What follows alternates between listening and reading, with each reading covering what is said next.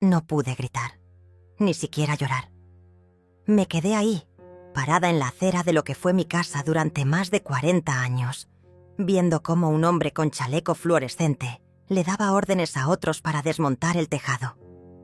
Cuando intenté entrar, uno de ellos, sin mirarme a los ojos, me bloqueó el paso. «No puede pasar, señora. Orden del nuevo propietario». Detrás de él, a unos metros, estaba Guillermino, mi hijo, mi sangre. Sostenía unos papeles en la mano y hablaba por teléfono como si todo aquello fuera parte de un proyecto cualquiera. Cuando nuestros ojos se cruzaron, no hubo sorpresa ni vergüenza, solo una mueca leve, casi una sonrisa. Y entonces lo dijo con esa voz fría que me dejó helada por dentro. «Puedes quedarte en el cuarto del fondo, por ahora». 3 días antes, la escena era completamente distinta. Yo tenía el delantal manchado de harina, las ventanas abiertas dejando entrar el olor del jazmín del jardín y un pastel en el horno. Estaba esperando a Guillermino y a su esposa, Lucimara. Me habían llamado la semana anterior, diciendo que querían pasar unos días conmigo, volver al nido, como él dijo. Hacía años que no me visitaban. Desde que se mudaron a otra ciudad, siempre había excusas. Trabajo, compromisos, la escuela de la niña. Pero esta vez fue distinto. Me hablaron con entusiasmo. Me dijeron que extrañaban los sabores de mi cocina, que querían que su hija conociera la casa donde su papá creció. Yo colgué la llamada con el corazón temblando de emoción. Pensé que, finalmente, algo había cambiado. Cuando llegaron, todo fue una fiesta. Trajeron regalos, abrazos, hasta una vela aromática que decían que me ayudaría a dormir mejor. Lucimara se paseó por la casa como si ya fuera suya, señalando detalles. «¿Esta cortina es original? ¡Qué vintage! Ay, esa pared estaría linda en un tono más neutro, ¿no crees, Izaura?» Yo me reí, sin notar el filo en su tono. Mi nieta, una niña de 6 años que apenas conocía, corrió por los pasillos como si los reclamara para sí. Guillermino me abrazó largo. Me acarició el cabello. «Estás igualita, mamá, igualita. Vamos a cuidar de ti como te mereces. De ahora en adelante, nada de sola. Esta casa es demasiado para ti. Podemos arreglarla, modernizarla, pero para eso tendríamos que ponerla a mi nombre. Es solo un trámite, tú sabes. Confía en mí». Y yo confié. Firmé los papeles al día siguiente. El notario, un hombre joven y pulcro, me explicó en voz baja los documentos. Parecía todo en orden. «Una donación en vida», dijo. Un gesto de amor familiar. Yo no entendí bien las cláusulas. Nunca fui buena con términos legales. Guillermino me guiñó un ojo. «Solo firma, mamá. Es para ayudarte». Y firmé. Pensé que estaba construyendo un puente. Pensé que ese acto sellaba algo eterno. Esa noche cociné estofado. Mi receta de siempre. Todos comieron y brindaron conmigo. Lucimara, entre risas, dijo que íbamos a cambiar la mesa, que era muy pesada y pasada de moda. Reímos juntos. Yo pensé que eran bromas, pero al día siguiente todo empezó a sentirse distinto. Lucimara cambió los muebles del lugar sin preguntarme. Quitó los retratos de mi marido del aparador y los guardó en una caja. Dijo que asustaban a la niña. Luego fue el televisor. Trajeron uno nuevo, enorme, que tapaba la pared donde colgaba el crucifijo. «Demasiado antiguo», dijo ella. Las comidas también cambiaron. Ya no se cocinaba con cebolla porque a su hija le daba tos psicológica. La cocina comenzó a oler a plástico y a químicos. Yo traté de adaptarme. Callé. Observé. Acepté. Pero las señales se hicieron más claras. Mi taza favorita desapareció. Mi bata de baño fue reemplazada por una nueva, blanca, sin olor a hogar. Cuando pregunté por mis cosas, Lucimara me respondió con una sonrisa fingida. «Estamos reorganizando todo para que estés más cómoda». Pero no me sentía cómoda. Me sentía invisible. Esa misma noche, escuché desde el pasillo una conversación que me heló la sangre. Guillermino hablaba en voz baja. «Si ella no cede, vamos a tener que interceder.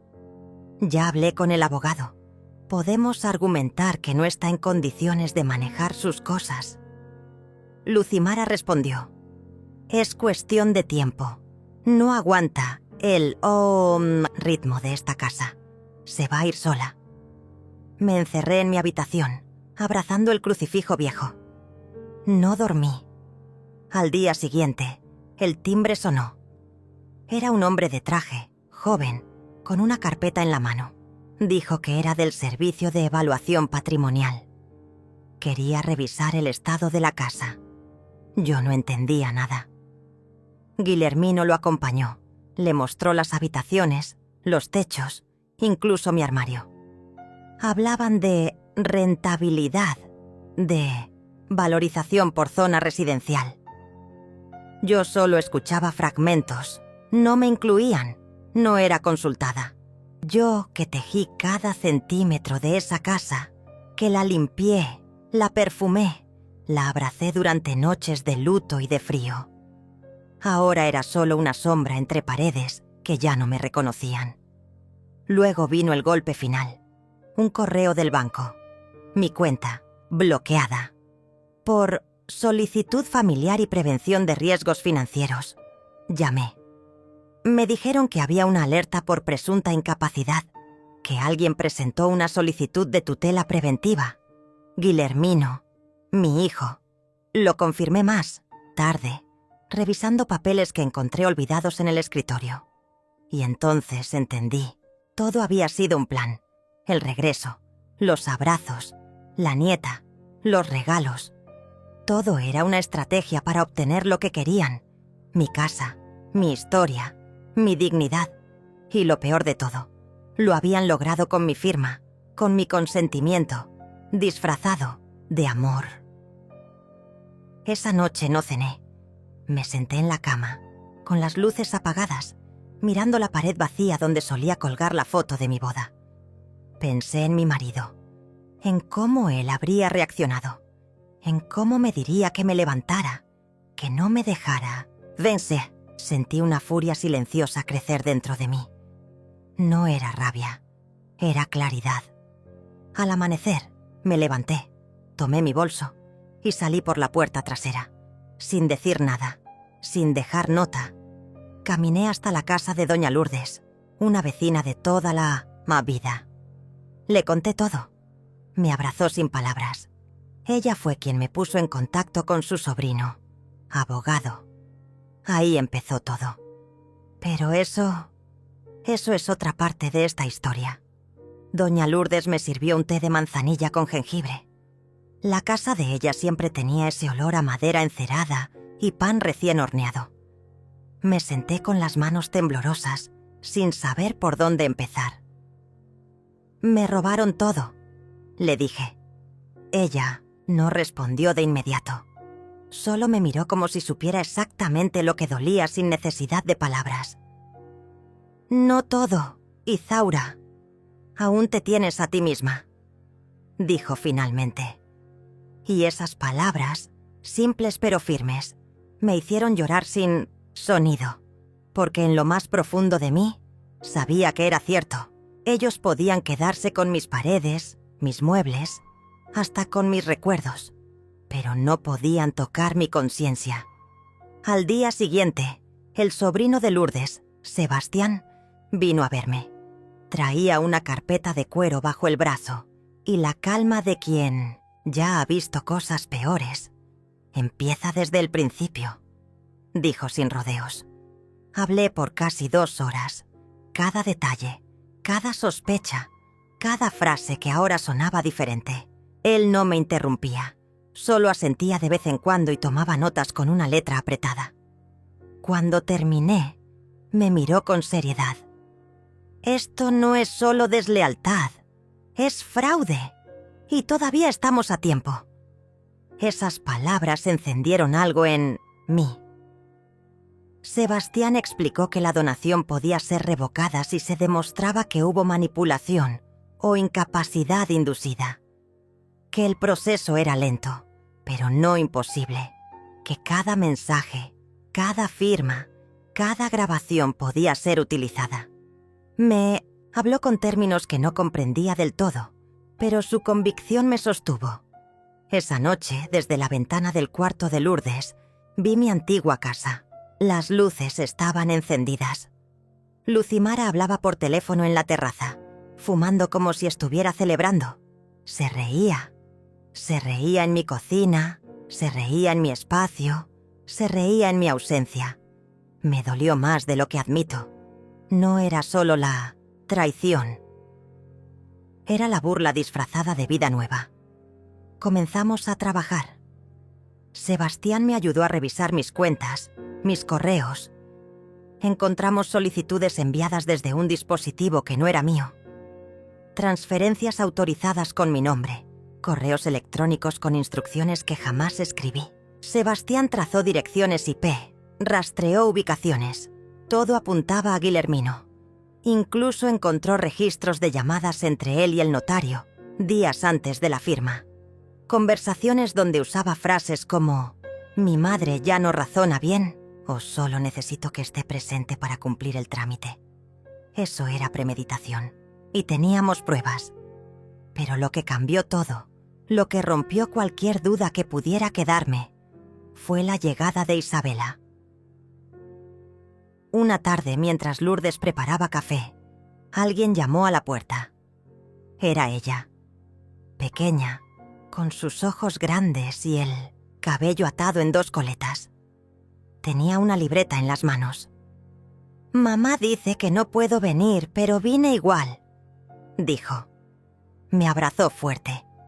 Me dio la libreta como si fuera un secreto. «Es mi diario. Lo escondí para ti». La abrimos juntas. Lo que vimos me dejó sin aliento.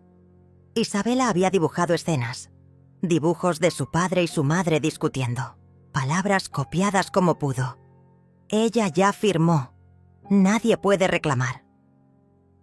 Otro dibujo mostraba una casa tachada con una cruz y la palabra abuelita escrita arriba. Sebastián, con la voz rota, dijo: «Esta niña es testigo de todo sin saberlo. Es la voz más pura de esta historia». Le pedimos permiso para conservar la libreta. Ella asintió con una sonrisa tímida y se sentó en mi regazo. Me susurró: «Papá dijo que tú estás enferma, pero yo no creo eso. Tú me miras bien». Me apretó la mano. Sentí el alma recomponerse. Esa misma noche Sebastián contactó a una psicóloga de confianza. Isabela fue entrevistada con cuidado, sin presión. La profesional redactó un informe detallado sobre los dibujos, el contexto familiar y los posibles indicios de manipulación psicológica. El informe fue demoledor.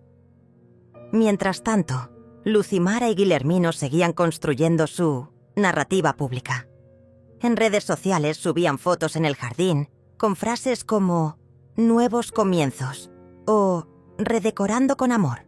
En una publicación aparecía Lucimara con una taza en la mano, sentada en mi antiguo sillón, con la leyenda: «Cada rincón cuenta una historia, ahora la nuestra». Yo sentía asco. Sebastián me decía: «Déjalos hablar. Mientras más publiquen, más se hunden». Y así fue. En otra publicación, Guillermino aparecía con voz supuestamente quebrada, diciendo: «Mi madre está pasando por momentos difíciles. Por eso tomamos decisiones que quizás no todos entienden. Lo hicimos por amor». Una farsa completa. Lo que no sabían era que cada publicación estaba siendo archivada, cada video descargado, cada comentario registrado. Avanzamos con la denuncia. Sebastián preparó un dossier con más de 150 páginas, documentos cruzados, capturas, comparaciones de firmas, el testimonio de la psicóloga sobre Isabela, las grabaciones de cámara de seguridad en el notariado y el historial de correos electrónicos alterados. Presentamos todo ante la fiscalía. No hubo espectáculo, solo papeles, sellos, fechas. La reacción no se hizo esperar. 3 días después, Guillermino intentó contactarme. No directamente. Llamó a Lourdes. Quería hablar, aclarar. Yo lo escuchaba desde la otra habitación. Su voz temblaba, no de pena, sino de miedo. Sabía que algo estaba pasando. Le dije a Lourdes que no respondiera. No merecía explicaciones, no merecía ni mi voz. Después vinieron las cartas, notas dejadas en la puerta, mensajes diciendo: todo fue un malentendido. Regresa, te necesitamos. En una de ellas incluso escribió: esto puede destruirnos a todos, mamá. No lo hagas. Pero ya era tarde. Él lo había hecho desde el momento en que cruzó esa línea. Una semana después, recibimos una resolución provisional. La propiedad quedaba congelada.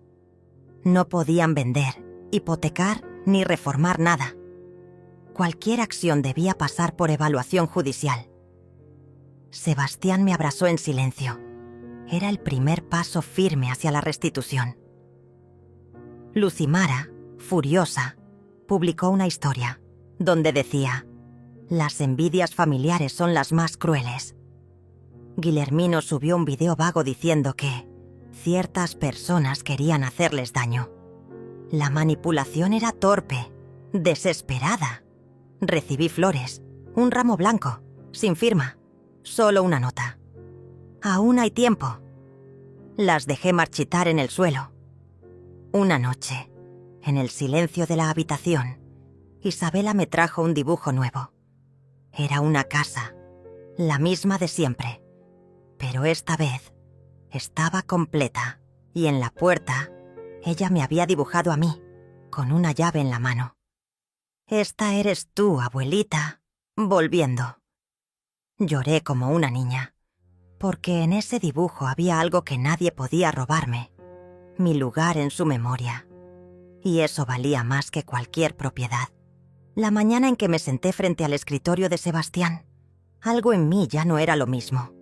Había dejado de temblar, había dejado de preguntar por qué. No buscaba respuestas, buscaba estrategias. En la punta de mis dedos, las yemas ya no sentían culpa, sentían firmeza. «Estamos listas», le dije. Él asintió con una leve sonrisa. Sabía que algo se había roto en mí. Y lo que brotaba ahora no era tristeza, era cálculo. El primer paso fue simple. Cambié todas mis contraseñas, incluso las que no recordaba tener. Sebastián me guió a través de una red de seguridad digital que jamás habría imaginado usar. Correo, cuentas bancarias, registro médico, redes sociales. Todo fue modificado, ocultado, blindado. Yo no era más esa madre confiada que firmaba papeles sin leer. Ahora era una mujer que leía incluso entre líneas. Después pedimos acceso al historial del notario y allí apareció la grieta definitiva. Un audio, un descuido, un micrófono abierto durante una pausa. Guillermino riendo y diciendo: «Si ella pregunta algo, dile que es por el banco. Le asusta la palabra herencia». Y el notario riendo, también responde: «Tú tranquilo, muchacho.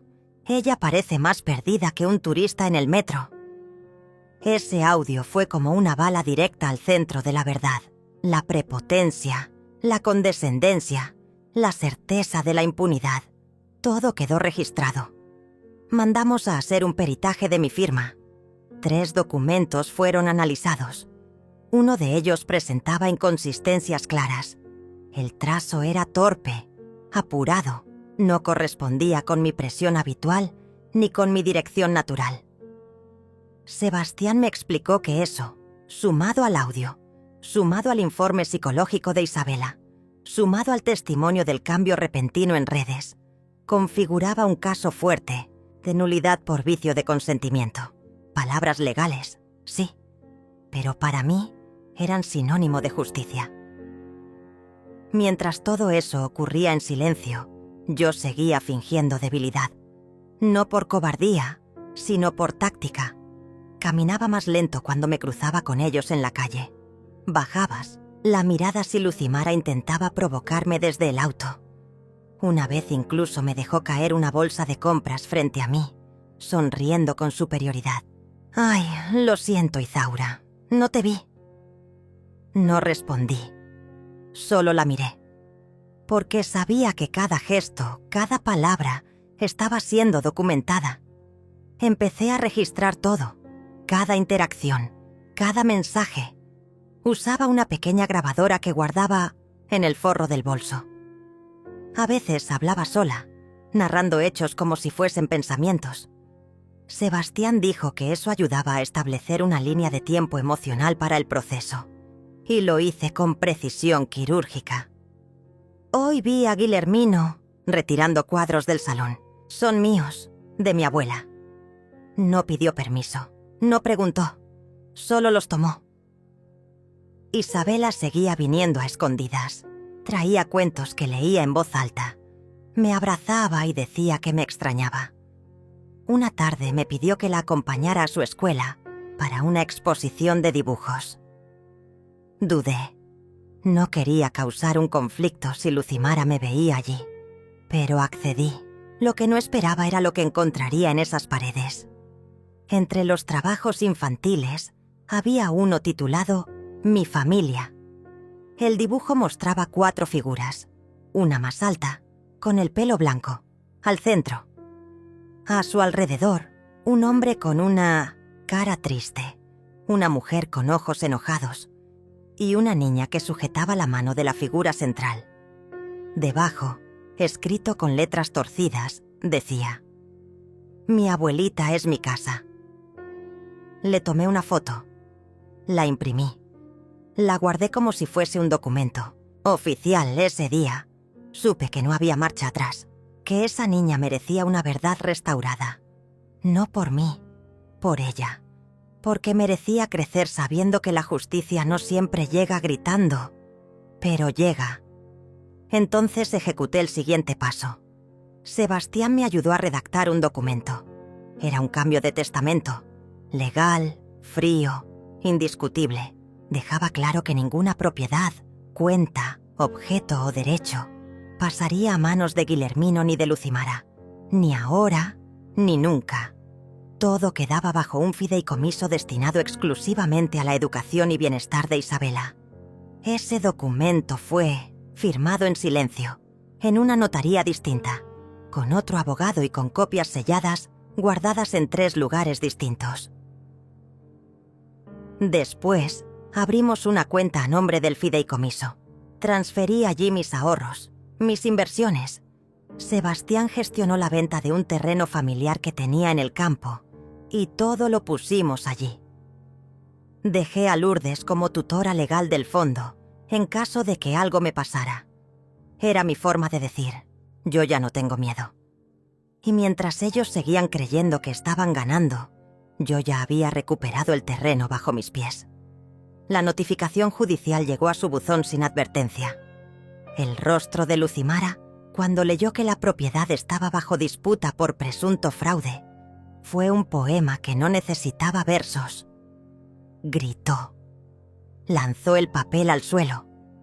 Llamó a Guillermino llorando. Él salió corriendo de la casa. Yo observaba desde la ventana de Lourdes, en silencio, con la misma taza de té entre las manos. No sonreí, no celebré, solo asentí con la cabeza, porque sabía que era el principio del fin.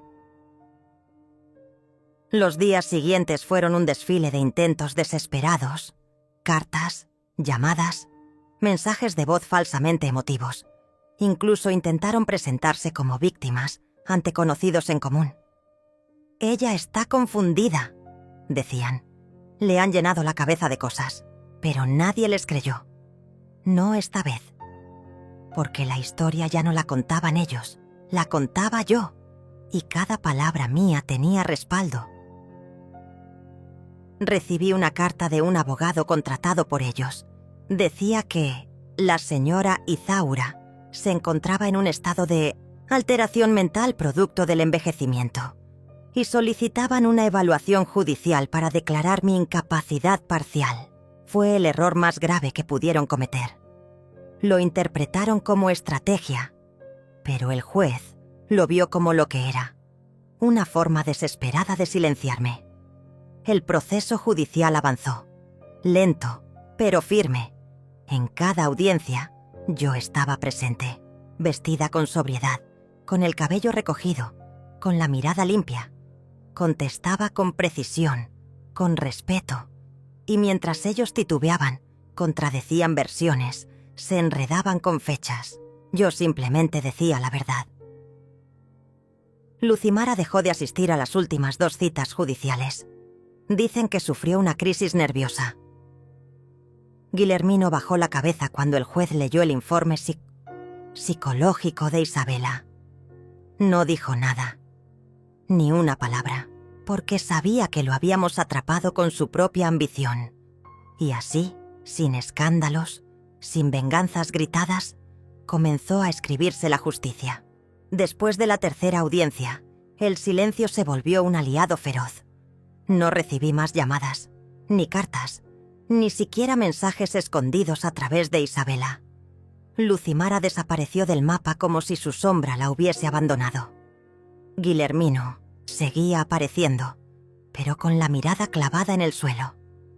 Ya no tenía el porte altivo de quien cree tener razón. Tenía el paso arrastrado del que sabe que perdió, y aún no sabe cuánto. Sebastián fue claro. Ahora es cuando más cuidado debemos tener. La etapa judicial está encaminada, pero falta lo emocional, y esa es la que más duele, Izaura. No se equivocaba. A veces me descubría despertando a las 3 de la mañana, esperando oír sus llaves en la puerta. Mi cuerpo seguía buscando el sonido de su risa, aunque ya no fuera mía. Pero lo combatía. Cada noche repetía en voz baja: no fue amor lo que me diste, fue manipulación disfrazada de necesidad. Isabela, en cambio, se volvió más constante. Ya no venía a escondidas. Lourdes le abrió las puertas sin miedo, y ella venía con dibujos, cuentos, preguntas. ¿Cómo se hace un té como el tuyo? ¿Abuela? ¿Por qué tu ventana da más luz que la mía? ¿Tú también tienes miedo a los truenos? La respondía con calma, con ternura, pero también con firmeza. Sabía que debía enseñarle que el cariño no tiene que doler. Para ser verdadero, una tarde me trajo una carta escrita con lápiz. Era corta, infantil, pero tenía la carga emocional de una vida entera. Querida abuela, no dejes que se lleven tu casa. Es tuya. Y cuando estoy aquí, me siento en casa. Te quiero, Isabela. Esa nota fue mi armadura. La plastifiqué. La guardé junto al testamento. Era mi recordatorio diario de por qué seguía luchando. Y entonces ejecuté el plan definitivo. Todo comenzó con un viaje al interior. Sebastián me propuso visitar un pueblo donde vivía una tía suya, que era agente inmobiliaria. Tal vez encuentres allí el lugar donde puedas comenzar de nuevo, me dijo. Acepté, no con entusiasmo, sino con determinación.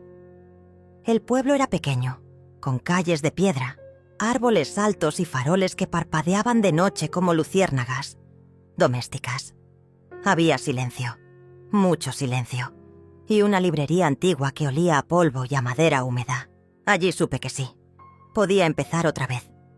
Encontramos una casa modesta, con patio, ventanas verdes, y una cocina que parecía haber sido diseñada para tés largos y conversaciones sinceras. La compré, a mi nombre, sin intermediarios, sin rastros en redes. Sebastián gestionó todo a través de un apoderado. La casa quedó registrada a nombre de un fideicomiso que no llevaba mi nombre directamente, una capa más de protección. «Si algún día te buscan, no te encontrarán», me dijo, y sonreí, porque ya no tenía miedo de desaparecer. Tenía ganas. Regresé a la ciudad como quien vuelve a cerrar un capítulo, y lo hice. Literalmente, en una sola noche, empaqué lo esencial: libros, ropa, fotos. Dejé la casa ordenada, limpia, sin rastros de mi alma. Lourdes me ayudó.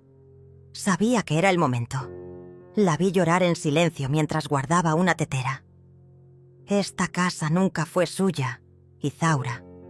Fue tu cárcel desde que les diste la llave». Le apreté la mano.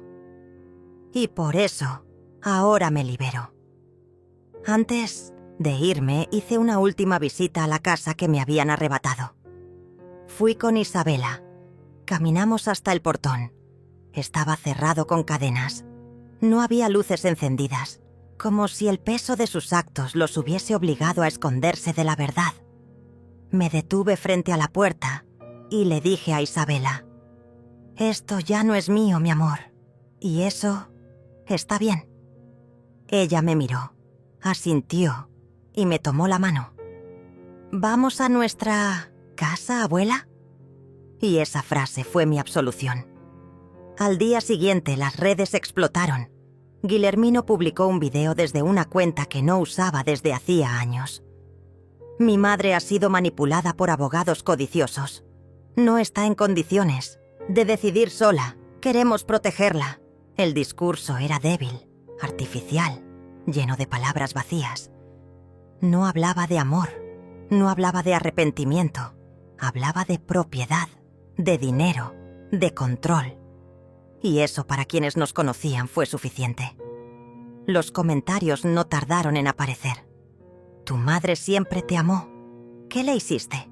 Ella te crió sola. ¿Así le pagas? Manipulador, hipócrita». Lucimara intentó sumarse. Publicó una foto antigua, donde yo sostenía a Isabela en brazos, con un texto que decía: «Las familias deben permanecer unidas. El odio es un veneno». Pero nadie le creyó, porque el veneno ya se había revelado, y tenía nombre propio: ella.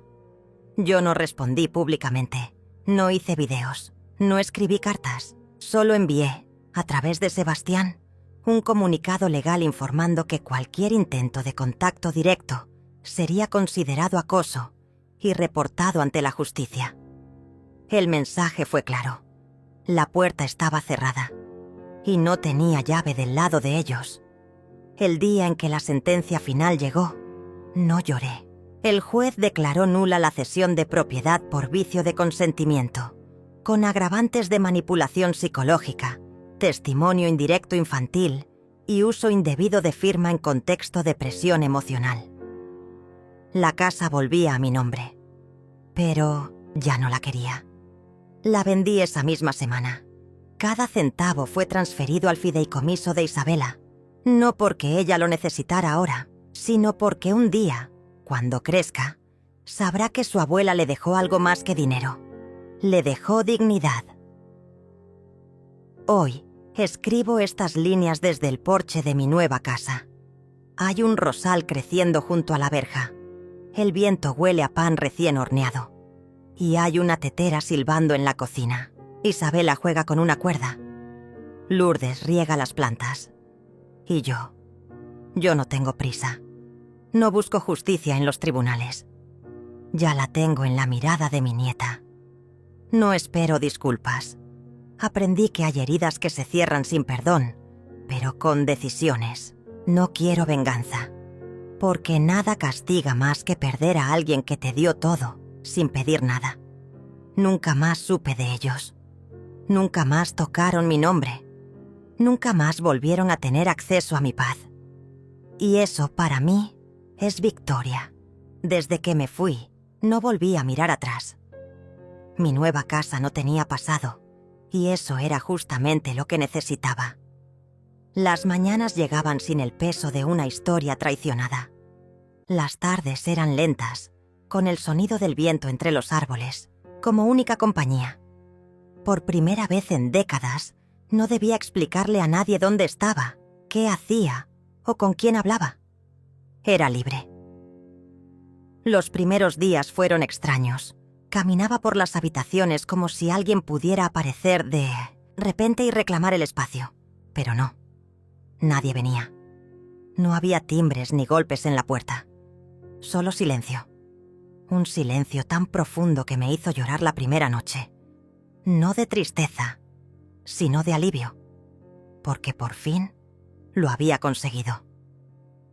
Isabela venía cada 15 días. Pasaba fines de semana enteros conmigo. Jugábamos a la cocinita. Leía sus cuentos favoritos y la veía dormirse con la cabeza apoyada en mi brazo, como si supiera que ese era el único lugar del mundo donde nada malo podía tocarla. Me contaba historias de su escuela.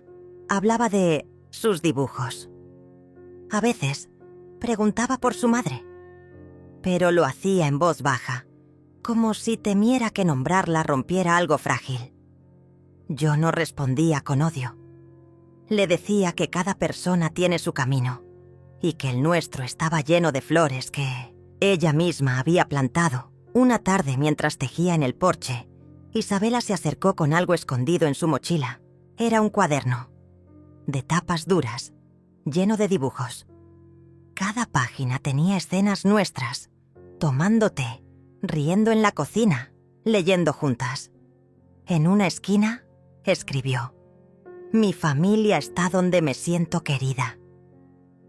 Esa frase la repetí en mi cabeza muchas veces. Me sanó más que cualquier resolución judicial. Pero los ecos del pasado aún rondaban. Una vecina me dijo que Guillermino había intentado contactarla para saber si yo vivía allí. No le dio información. Sebastián me lo confirmó. «Están desesperados. El dinero se les fue. No tienen a quién culpar». Yo asentí. No me alegraba. Pero tampoco sentía compasión. Porque la compasión se da a quien la supo ofrecer alguna vez. Y ellos no. Empecé a dejar de mencionarlos, a escribir mi diario sin incluir sus nombres, a construir recuerdos nuevos sin ataduras viejas. Cambié los cuadros de la sala, compré una tetera nueva, planté un rosal blanco frente a la ventana. Todo era símbolo, todo tenía intención. Entonces llegó una carta, sin remitente, pero reconocí la letra. Era la de Lucimara. Decía poco. Que había cometido errores, que se arrepentía, que Isabela merecía tener una familia completa, que la perdonara. No me enojé, no lloré, solo doblé la carta y la guardé en una caja, junto con otras cosas que decidí no volver a abrir. Porque no todo lo que se rompe debe arreglarse. Algunas cosas se entierran y florecen en otra parte. Esa noche le conté a Isabela la historia del jazmín que no florecía en una casa. Lo trasladaron a otra tierra, con más sol, más agua y más espacio. Allí creció fuerte. Nunca miró atrás. ¿Y extrañaba su primera casa?, me preguntó. Tal vez al principio, pero después entendió que crecer es más importante que quedarse donde te lastimaron. Ella asintió y me abrazó sin decir nada. Al día siguiente hicimos algo simbólico. Plantamos juntas una higuera. Isabela puso la primera palada de tierra. Yo la regué. Este árbol crecerá con nosotras. Cuando tú seas grande, seguirá aquí. Será nuestro secreto. Y así sellamos un pacto. No con palabras, sino con raíces. Poco a poco, volví a tener vida. Me hice amiga de las vecinas. Organizamos tardes de lectura. Enseñé a tejer. Horneaba pan los sábados. Me convertí en parte de la comunidad sin necesidad de contar mi historia. Me conocían como Izaura, la señora de los tés aromáticos, no como la madre traicionada. Y eso era liberador. Un día, mientras barría el patio, encontré una caja de madera vieja entre las cosas que aún no había revisado. Al abrirla vi fotos antiguas Yo con Guillermino de niño, en su primer día de clases, con su primer diente caído. No lloré, pero sentí un nudo en el pecho. Era imposible borrar todo. No debía hacerlo, solo aceptarlo. Esas fotos no las colgaría, pero tampoco las quemaría. Las guardé en un sobre, lo cerré y escribí en la tapa: memorias, no excusas. Luego lo sellé con cera y lo guardé en el fondo de un ropero, donde no pesa, donde no molesta. Desde entonces, aprendí a celebrar los pequeños silencios. El sonido del agua hirviendo, el canto de los pájaros, el aroma del pan, la risa de Isabela. Aprendí que no todo tiene que doler para ser profundo, que hay heridas que no se curan con venganza, sino con paz. Nunca más supe si Guillermino intentó buscarme, si Lucimara escribió más cartas, si intentaron manipular a Isabela, porque todo lo que construí desde que me fui no depende de ellos. Es mío, y eso es lo más valioso que tengo. A veces, cuando el sol cae, me siento en el porche con mi taza de té. Miro el rosal, la higuera, y escucho el eco de mi voz interior. Aquella que se había callado durante años. Y ahora habla claro, suave, pero firme. No vuelvas donde ya no te ven. Esa frase es mi mantra, y cada día la repito, en voz baja, para que solo la escuche quien debe. Yo. Fue un lunes. Lo recuerdo porque el pan no había levado bien, y la mañana tenía ese aire espeso de tormenta que no se decide. Isabela aún dormía en la habitación contigua, abrazada a su oso de peluche, con la boca entreabierta y el cabello enredado como un nido de memorias suaves. Yo estaba en la cocina preparando té de hibisco cuando escuché el sonido, un coche. No era el de Sebastián, ni el de la vecina de al lado. Este tenía un motor ronco, cansado, como quien llega sin ser bienvenido. Me asomé discretamente por la rendija de la cortina y lo vi. Era el coche de Guillermino, destrozado por fuera, con una de las puertas abollada, y esa calcomanía en la esquina que decía «Familia bendecida». Sentí como mi estómago se contraía. El pasado se estacionó frente a mi jardín, no bajó solo. Lucimara estaba con él, con el rostro marcado por el maquillaje que intenta esconder el desgaste.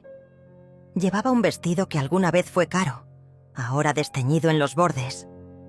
Y entonces, lo más inquietante, traían una cámara, un trípode y una carpeta en la mano. No, abrí la puerta. Ellos la golpearon, primero suavemente, luego con más insistencia. Escuché sus voces. «Mamá, por favor, abre. Necesitamos hablar». «Izaura, no queremos problemas.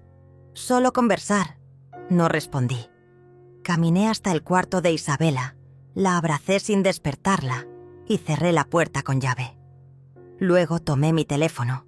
Grabé todo. Desde el momento en que empezaron a hablar frente a la puerta. Cada frase, cada intento de persuasión. Lucimara incluso lloró, o lo fingió bien. «Nos robaron, Izaura. Un socio de Guillermino nos estafó. Perdimos todo. Solo queremos apoyo. Somos familia, familia». Esa palabra, tantas veces vaciada, tantas veces usada como cuchillo envuelto en terciopelo. Yo sabía lo que era una familia. Estaba en la habitación durmiendo, no en la puerta exigiendo. Les hablé desde la ventana, sin abrir. «No pueden estar aquí. Ya no forman parte de esta casa. Si no se van, llamaré a la policía». Hubo un silencio, como un corte abrupto en una escena mal dirigida. Luego escuché susurros, risas nerviosas y finalmente, lo que temía, amenazas veladas. «Vamos a contar todo», dijo Lucimara. «A la prensa si es necesario. Que nos echaste, que nos dejaste en la calle. Grabé eso también. No fue impulsivo, fue estrategia. Desde semanas antes, Sebastián me había sugerido prepararme. Ya habíamos previsto que, tarde o temprano, intentarían algo. Por eso teníamos el testamento digitalizado, los documentos de donación revocados, las pruebas de manipulación archivadas. Todo listo. Cuando se fueron, no lloré. Pero mis manos temblaban. Esa noche hablé con Sebastián, le mandé los audios. Me pidió paciencia. Me recordó que la justicia no siempre es rápida, pero llega. Dormí poco. Soñé con puertas abiertas y rostros que no deseaba volver a ver. Al día siguiente empezó la segunda parte del espectáculo. Las redes sociales. Una publicación de Lucimara, con una foto vieja de todos en mi antiguo comedor, con una frase: cuando la familia aún se amaba. Comentarios manipulados. Amigos falsos compartiendo. Videos editados.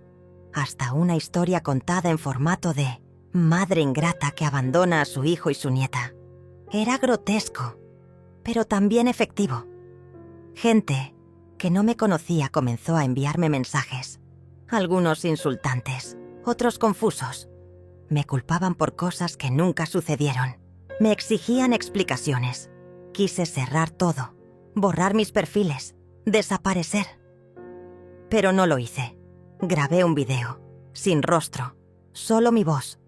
Relaté los hechos, sin nombres, sin odio, solo con fechas, documentos, pruebas.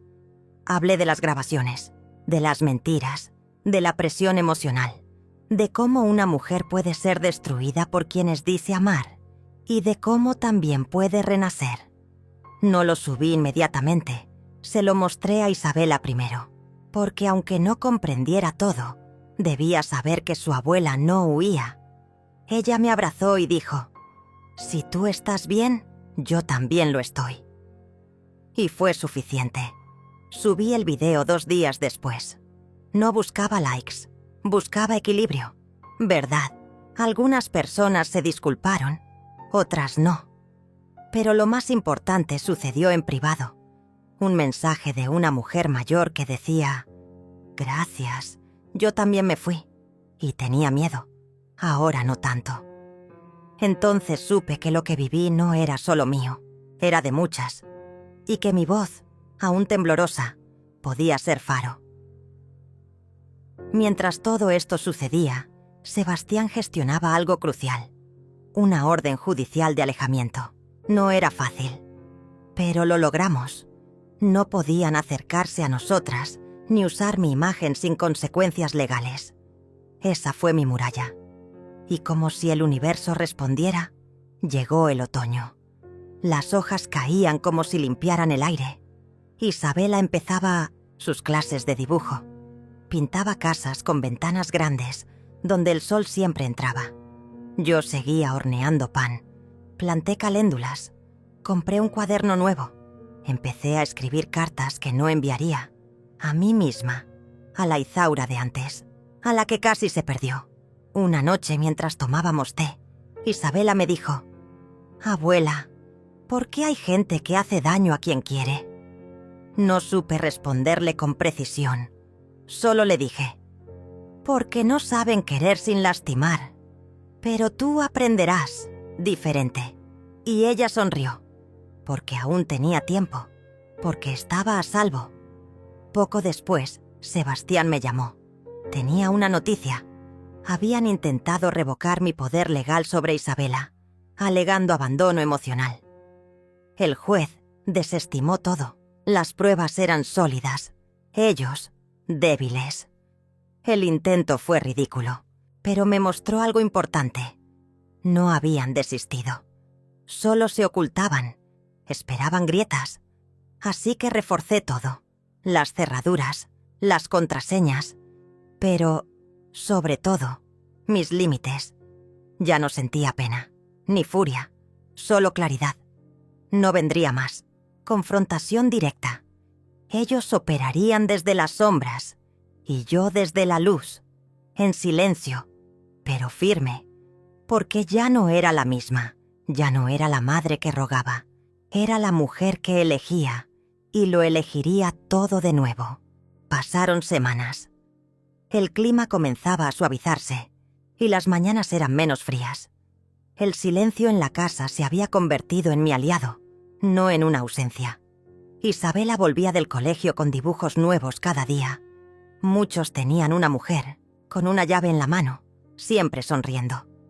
Me preguntaba por qué siempre dibujaba eso. Ella respondía: «Porque tú tienes la llave de todo». No entendía cuánto significaban esas palabras hasta que un sobre llegó por debajo de la puerta. No venía con remitente. Dentro, un papel arrugado, escrito a mano, sin firma. «Lo que estás haciendo está mal. Vas a arrepentirte. No se deja así a un hijo. No importa lo que él haya hecho». No temblé, pero ese día no horneé pan, no leí, no escribí en mi cuaderno de cartas invisibles. Me senté frente al ventanal, observando la calle vacía. Sebastián llegó más tarde, como siempre, con su chaqueta de lana y una mirada que entendía sin palabras. Le mostré la carta. La leyó, asintió. La quemó en el fregadero sin decir nada. «Esto no termina, ¿verdad?», le pregunté. «No, pero tú ya empezaste a terminarlo». Me ofreció un termo con té de menta. Tomé un sorbo. El vapor me rozó el rostro y por un instante todo pareció flotar. Ese día decidí no tener miedo. En lugar de cerrar aún más las puertas, abrí otras. Fui a la delegación. Entregué todo lo que tenía. Los videos, las pruebas de manipulación, los mensajes, hasta ese papel sin firma. Hablé con la abogada de Sebastián. Me explicó que el proceso sería lento, pero ahora tenía un escudo más grande que el silencio. La justicia comenzaba a moverse, y ellos, al darse cuenta, se movieron también. Una semana después, un video apareció en internet. Esta vez era Guillermino, solo, sentado frente a una pared blanca, hablando con una voz temblorosa.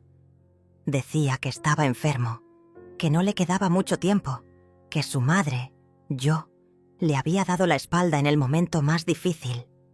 Lloró, o fingió llorar. Habló de herencias, de traiciones, de abandono. Imploró un último abrazo.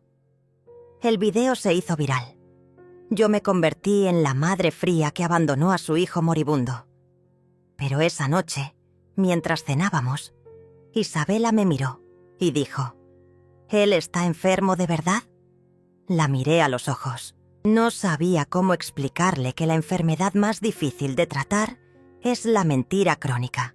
A veces, las personas dicen que están mal para que otros hagan lo que quieren. No siempre es verdad. Ella asintió. Volvió a su plato. Después me abrazó, fuerte, y entendí que ella sí sabía la verdad. No por pruebas, por instinto, por amor. Yo no respondí al video, no grabé otro, no escribí textos, no expliqué. Ya había dicho lo que tenía que decir. El resto era eco, y yo ya no vivía en cuevas. Pero Sebastián sí actuó. Publicó un comunicado legal explicando que todas las acusaciones eran falsas, con documentos oficiales. El video fue eliminado por difamación. Algunos seguidores se retractaron, otros desaparecieron. Yo solo planté más caléndulas. La justicia avanzaba. Un juez finalmente aceptó la solicitud para investigar las actividades financieras de Guillermino durante los años en que vivió en mi casa. Descubrieron transferencias extrañas, pagos a terceros, compras a nombre de una sociedad inexistente. Lucimara también figuraba como firmante. El castillo se desmoronaba. Y como ratas asustadas, empezaron a buscar salidas. Una tarde recibí una llamada anónima. Era Lucimara. «Solo quiero hablar», dijo. «No tengo a dónde ir. Guillermino me dejó. Está con otra. Usó mi nombre para todo. Me engañó a mí también. Guardé silencio. Ella continuó, sollozando, rogando por ayuda, diciendo que yo era la única que podía salvarla. Ya no te odio, Izaura, solo tengo miedo. Colgué. No por crueldad, por sanidad. Esa noche escribí una carta. No la envié. La guardé con las demás. Lucimara.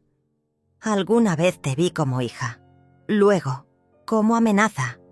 Hoy, solo te veo como espejo roto. No puedo ayudarte sin romperme de nuevo. Y yo ya aprendí a no quebrarme por otros. Sebastián me dijo que la investigación podía llevar meses. Yo le respondí que ya había esperado demasiado en mi vida. Puedo esperar un poco más. Ya no espero con ansiedad. Espero con certeza. Y mientras tanto, vivía. Le enseñaba a Isabela a hacer pan. Íbamos al mercado los sábados. Pintábamos juntas. A veces me hacía peinados imposibles. Me llamaba Reina Maga.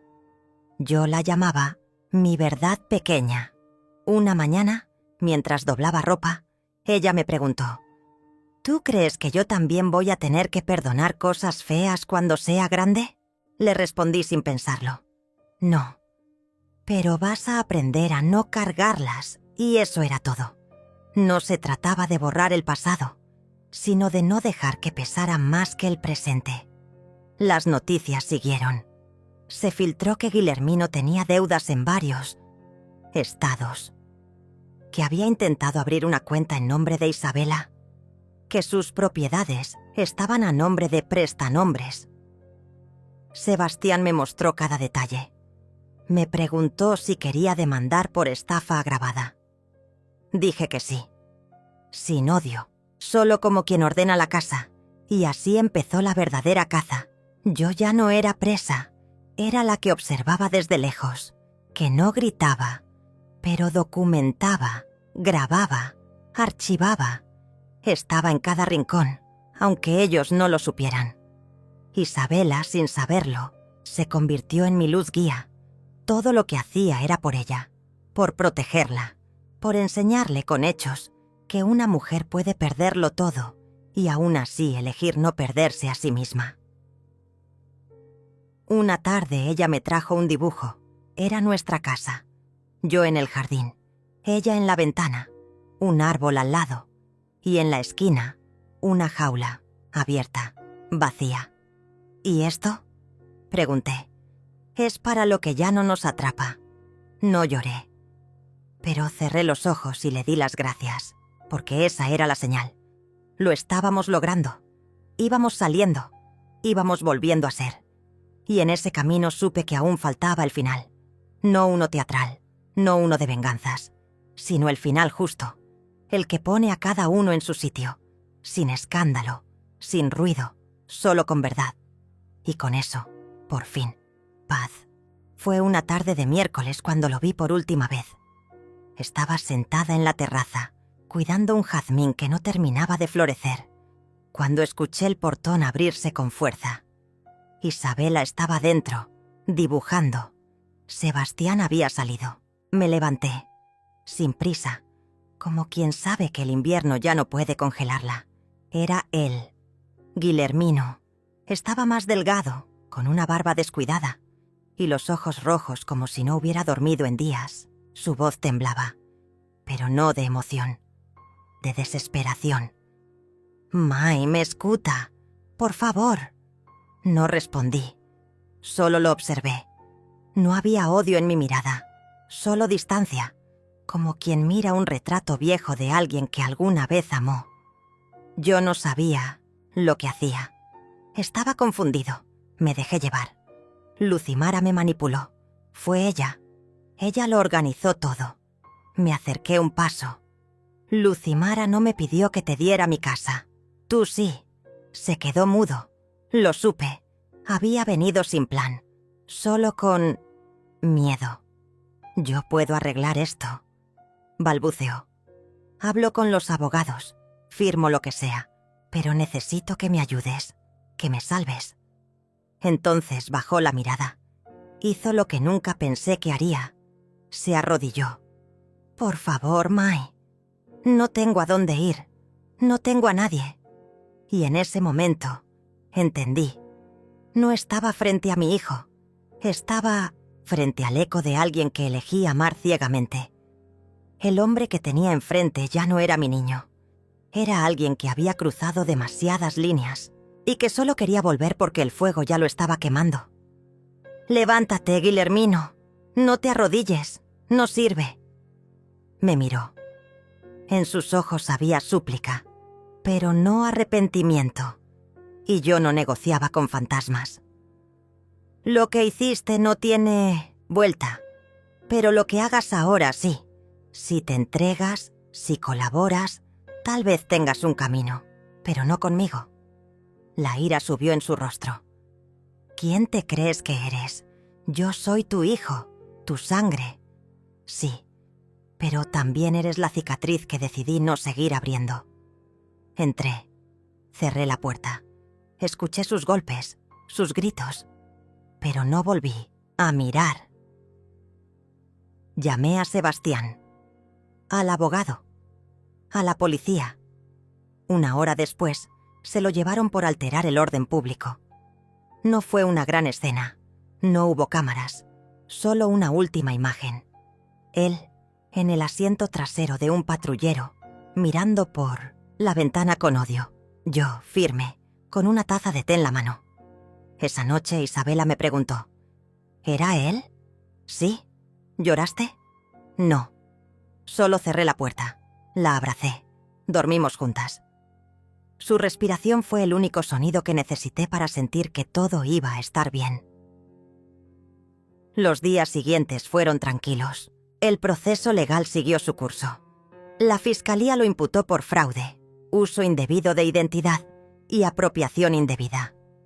Lucimara también fue citada. Ambos intentaron culparse mutuamente, pero ya no era mi historia. Yo había terminado la mía. Vendí la casa. No la nuestra, la casa vieja, aquella que él había querido quedarse.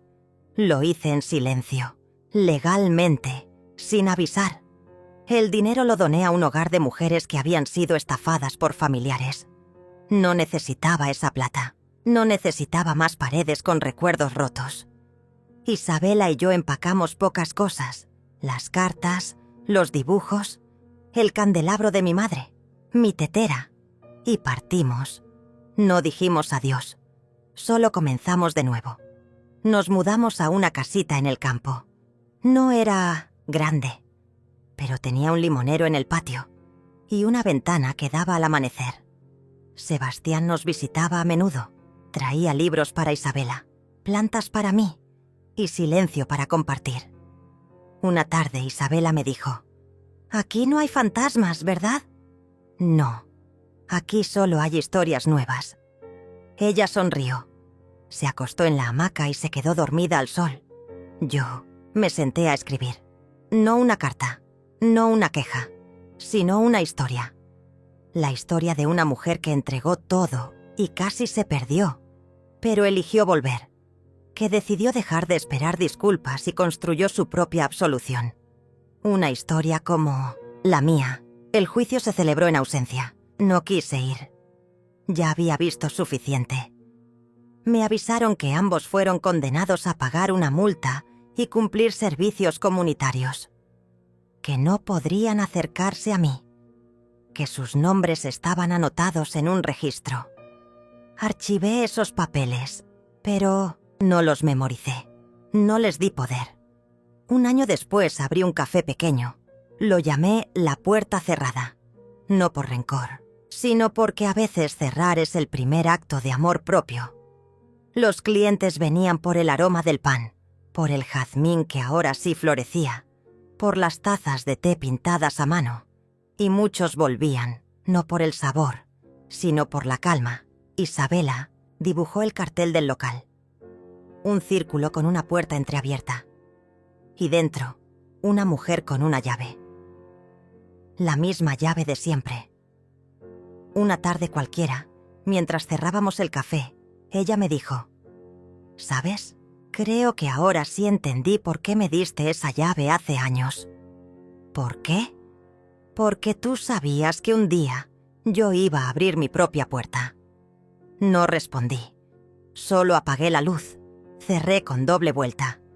Y mientras el silencio de la noche nos envolvía, entendí que no necesitaba un final ruidoso. Lo único que necesitaba ya lo tenía. Paz, verdad. Y una niña con ojos limpios que me llamaba mamá. El día que cumplí 70 años, no hubo fiesta. No hubo brindis. No hubo fotos. Fue un día azul, como esos que no piden nada, solo que los vivas. Abrí los ojos con la luz suave entrando por la cortina de lino. Afuera, el limonero estaba cargado. Isabela aún dormía. Y el café, la puerta cerrada, permanecería sin abrir por primera vez en meses.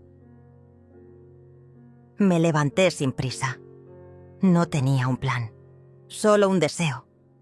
Pasé por el corredor silencioso. Las paredes no tenían fotos. Decidí no colgarlas. Esta casa era presente. No necesitaba pruebas del pasado. En la cocina, la tetera antigua me esperaba.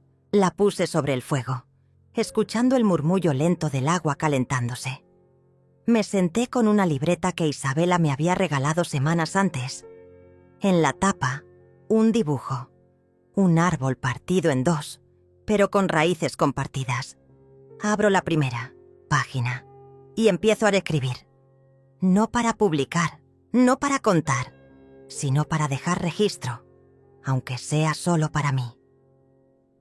Me llamo Izaura, y me costó 70 años entender que el amor sin respeto no es amor, que la sangre no siempre une, pero el alma sí, y que una puerta cerrada a tiempo puede ser el mayor acto de libertad. Escribí durante horas, lloré en una sola frase, reí en otra.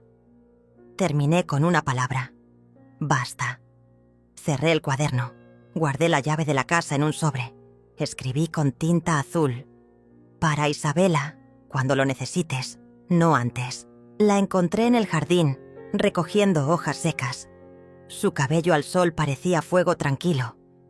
Le acaricié la espalda y ella se giró. No dije nada. No necesitaba. Me abrazó largo, sin preguntar por qué mis ojos brillaban. Esa tarde caminamos al pueblo. Nos detuvimos en una librería de segunda mano, luego en la panadería. Saludamos a viejas amigas. Todas sabían quién era yo, pero ninguna sabía mi historia, y así quería que siguiera. Al volver, Isabela me preguntó: ¿qué pasa si un día ellos vuelven? No preguntó con miedo.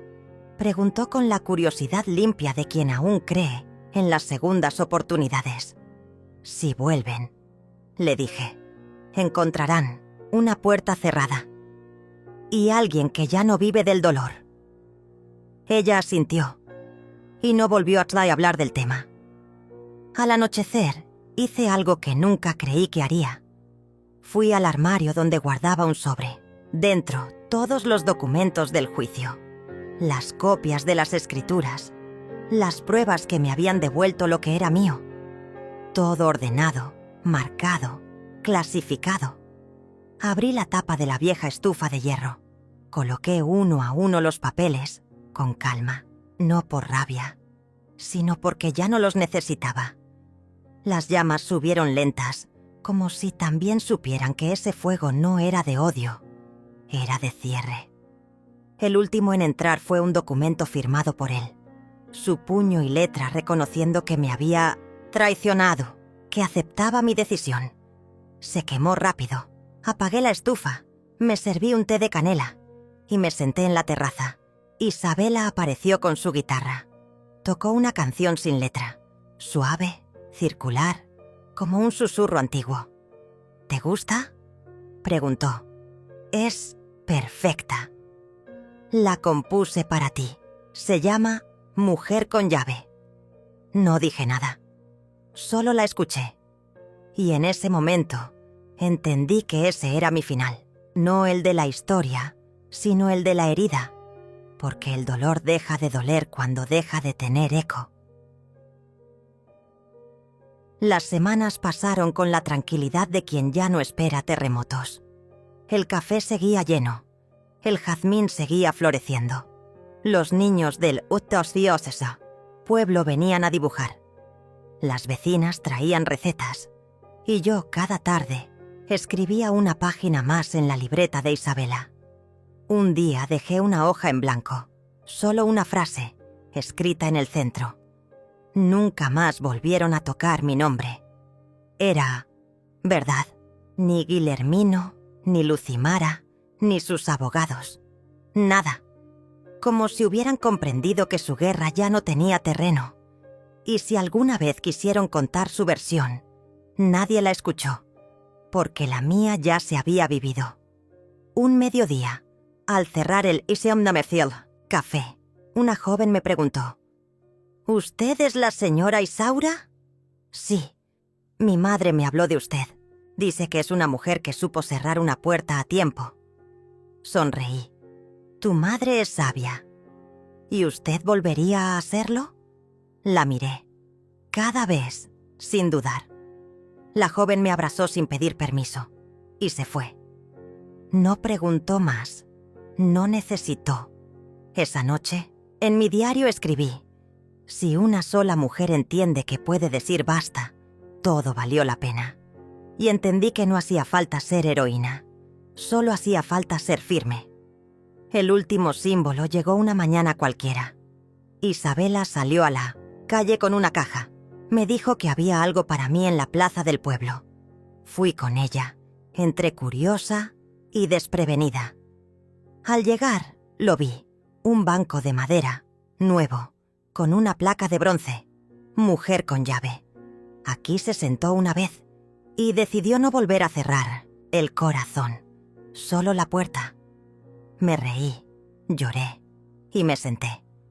Isabela se sentó a mi lado, me dio la mano y así nos quedamos, sin prisa, sin urgencia, sin miedo. Porque hay victorias que no necesitan testigos, ni titulares, ni aplausos, solo una taza de té, una guitarra suave y el sonido de una puerta que se cerró para siempre.